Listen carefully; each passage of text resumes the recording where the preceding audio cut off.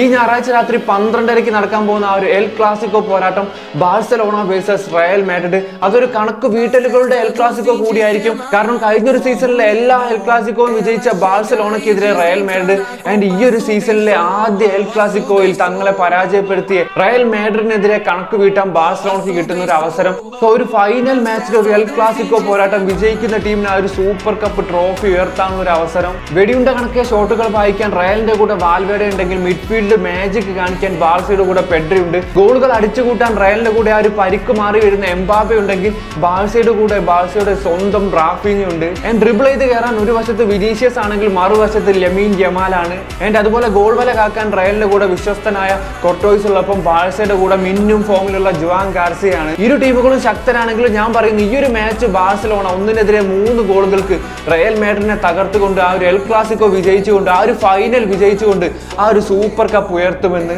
കാരണം ഈ ഒരു സിറ്റുവേഷനിൽ റയലിനേക്കാൾ കുറച്ചുകൂടി സ്റ്റേബിൾ ആയിട്ടുള്ള ഒരു ടീം അത് ബാഴ്സലോണ തന്നെയാണ്. നിങ്ങൾക്ക് എന്ത് തോന്നുന്നു, ഏത് ടീമായിരിക്കും വിജയിക്കാൻ പോകുന്നത്, സ്കോർ എന്തായിരിക്കും, ജസ്റ്റ് ഒന്ന് കമന്റ് ചെയ്യുക.